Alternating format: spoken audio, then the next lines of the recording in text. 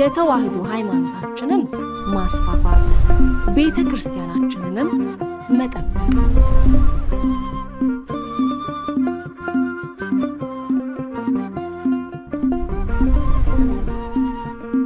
የተከበራችሁ ውድ አድማጭ ተመልካቾቻችን እንደምሰነበታችሁ የማማ ጠቅላላ ማህበር ዜና እንደሚከተለው ወደ እናንተ እናደርሳለን።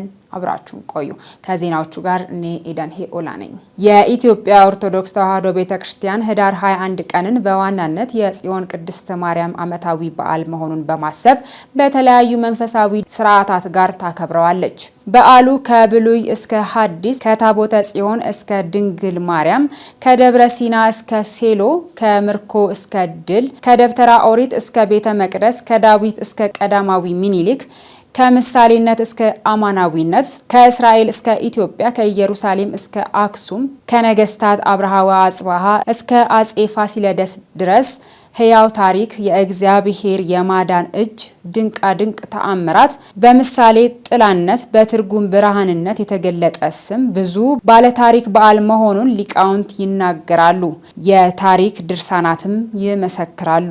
በመሆኑም ይህን ድንቅ በዓል ኦርቶዶክሳዊት ቤተክርስቲያናችን ባለችበት ሁሉ ከዜማ ጀምሮ ማህሌት በትምህርተ ወንጌል በቅዳሴና ታቦታቱን በማክበር ክብራቸውን በማውጣት ታቦተ ሕጉ ለእግዚአብሔር በካህናት ህጽርት ወመንፈስ ቅዱስ ክልል በሚለው የቅዱስ ያሬድ ምስጋና በማጀብ በድምቀት ታከብረዋለች። በዓሉ በአዲስ አበባ ሀገረ ስብከት በቦሌ ንዋተ ብርሃን ቅድስተ ማርያም ካቴድራል ብፁዕ አቡነ ሕርያቆስ የአዲስ አበባና ሀዲያ ሀገረ ስብከት ሊቀ ጳጳስ በተገኙበት በድምቀት ተከብሮ ውሏል። በበዓሉ ላይ ከብፁዕነታቸው ጋር መጋቢ ሃይማኖት አባ አብርሃም ገረመው የቅዱስ ሲኖዶስ ምክትል ጸሐፊና የሰሜን አፍሪካ ሀገረ ስብከት ዋና ስራ አስኪያጅ፣ መልአከ ብርሃን ሩፋኤል የማነ ብርሃን የቦሌ ክፍለ ከተማ ቤተ ክህነት ዋና ስራ አስኪያጅ፣ መጋቢ ስብሐት አብይ ዘለቀ የብፁዕነታቸው ልዩ ጸሐፊ፣ መልአከ ብርሃን ሰለሞን በቀለ ካቴድራሉ አስተዳዳሪ፣ የሀገረ ስብከቱና የክፍለ ከተማው ቤተ ክህነት ተወካዮች፣ የካቴድራሉ የሰበካ ጉባኤ አባላት፣ ሊቃውንተ ቤተ ክርስቲያን፣ የሰንበት ትምህርት ቤት ዘማሪያን እጅግ በርካታ ምእመናንና ምእመናት ተገኝተዋል። በዕለቱም በደብሩ ሊቃውንት እንዲሁም በደብሩ ሰንበት ተማሪዎች የወረብ ዝማሬ ቀርቧል። ብፁዕ አቡነ ሕርያቆስ ሊቀ ጳጳስ በአጭር ደቂቃ በዓሉን አስመልክተው ትምህርተ ወንጌል የሰጡ ሲሆን ከእግዚአብሔር ያልታረቀ የሕይወት ሰልፍ ውጤቱ ሽንፈት መሆኑን የእስራኤላውያንን ታሪክ ዋቢ አድርገው አስተምረዋል። ብፁዕነታቸው ሀገር የሚጠፋው ትውልድ የሚከስመው የቤተ ክርስቲያንን ተግዳሮቶች የሚያበዛው እውቀት በጎደላቸው በአፍኒንና ፊንሐስ ሳይሆን አዋቂ በሆነው በካህኑ ኤሊ ዝምታ መሆኑን የታቦተ ጽዮን በአማሌቃውያን እንዴት እንደተማረከች በምስክርነት ተርጉመዋል። ዛሬም በእናንተ ሰበብ የእግዚአብሔር ስም በአሕዛብ መካከል ይሰደባል ተብሎ እንደተጻፈ ሮሜ 2 ቁጥር 24 በዘመናችን ታቦቱ የሚደፈረው በእኛው በደልና ኃጢአት ነው። በመሆኑም ይላሉ ብፁዕነታቸው የሕይወታችን ሰልፍ በድል የሚጠናቀቀው ትከሻችንን ካጎበጠው መከራ ነፃ የምንሆነው ለቅሷችን ሰሚ ጩኸታችንም አድማጭ የሚያገኘው አስቀድማችሁ የእግዚአብሔርን መንግስት ጽድቁንም ፈልጉ ይህም ሁሉ ይጨመርላችኋል። የማቴዎስ ወንጌል ምዕራፍ 6 ከቁጥር 33 እንዲል ከመስዋዕትነታችን በፊት ይቅርታ፣ ከትዕግስታችን በፊት ንስሐ፣ ከስራችን በፊት ጸሎት ስናስቀድም መሆኑን ልንገነዘብ ይገባል ብለዋል። የዝማሬህንም ጩኸት ከእኔ ዘንድ አርቅ፣ የመሰንቆንም ዜማ አላዳምጥም፣ አሞጽ ምዕራፍ 5 ከቁጥር 23 የሚለውን ቃል ይፈጸምብናል፣ በንስሐ ወደ ልባችን እንመለስ በማለት አሳስበዋል። የካቴድራሉ አስተዳዳሪ መልአከ ብርሃን ሰለሞን በቀለ የቤተ ክርስቲያኑ የምስረታ ጊዜ በቅርብ ቢሆንም በአይን የሚታዩት በእጅም በሚዳሰሱት በርካታ ስራዎች ዋቢነት ምክንያት በእጅጉ የሚያስደንቅ እንደሆነ ገልጸዋል። በአሁኑ ሰዓትም የቤተ ክርስቲያናችን ስርዓትና ክብር የጠበቁ የመግቢያ በሮች እንዲሁም የግቢው ወለል ስራዎች እየተሰሩ መሆናቸውን ገልጸው በዚህ ሁሉ ስራ ለተባበሩት ለሁሉም አካላት ምስጋና አቅርበዋል። በመጨረሻም በብፁዕነታቸው ቃለ በረከትና ቡራኬ የበዓሉ ፍጻሜ ፍጻሜ ሆኗል። በአዲስ አበባ ሀገረ ስብከት በአቃቂ ቃሊቲ የፋንታ ፈለገ ብርሃን ቅድስት ማርያምና ቅዱስ ባለወልድ ቤተክርስቲያን የቅድስት ድንግል ማርያም ዓመታዊ በዓል ተከብሮ ውሏል። በአቃቂ ቃሊቲ የፋንታ ፈለገ ብርሃን ቅድስት ማርያምና ቅዱስ ባለወልድ ቤተክርስቲያን የቅድስት ድንግል ማርያም ዓመታዊ ክብረ በዓል ላይ መልአከ ፀሐይ ጸዳሉ ነጋሽ በኢትዮጵያ ኦርቶዶክስ ተዋሕዶ ቤተክርስቲያን የመገናኛ ብዙሃን ስርጭት ምክትል ስራ አስኪያጅ፣ መጋቢ ሐዲስ ምስጋናው የደብሩ አስተዳዳሪ፣ ሊቀ ትጉሃን መምህር ገብረ መስቀል ኃይለ መስቀል የሃይማኖት እውቀት ማስፋፊያ ጠቅላላ ማህበር መስራች እና ዋና ስራ አስኪያጅ፣ ሰባኪያነ ወንጌል፣ ሊቃውንተ ቤተክርስቲያን፣ ዘማሪያን እንዲሁም ምዕመናን በተገኙበት በዓሉ በድምቀት ተከብሮ ውሏል። በዕለቱም በደብሩ ሊቃውንት ያሬዳዊ ዝማሬ ቀርቦ በሊቀ ትጉሃን መምህር ገብረ መስቀል ኃይለ መስቀል የስብከተ ወንጌል አገልግሎት ተሰጥቶ በመልአከ ፀሐይ ጸዳሉ ነጋሽ ቃለ ምዕዳና ቡራኬ ተሰጥቶ የበዓሉ ፍጻሜ ሆኗል። ታቦተ ሕጉ ለእግዚአብሔር በካህናት ጽርት ወበመንፈስ ቅዱስ ታቦተ ሕጉ ለእግዚአብሔር በካህናት ጽርት ወበመንፈስ ቅዱስ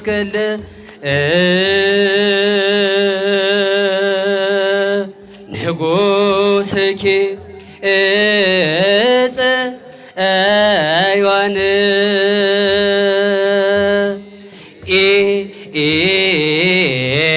ይትመዋ ለጸር ወኢየሃድጋ ለሀገር ንጉሥኪ እጽዮን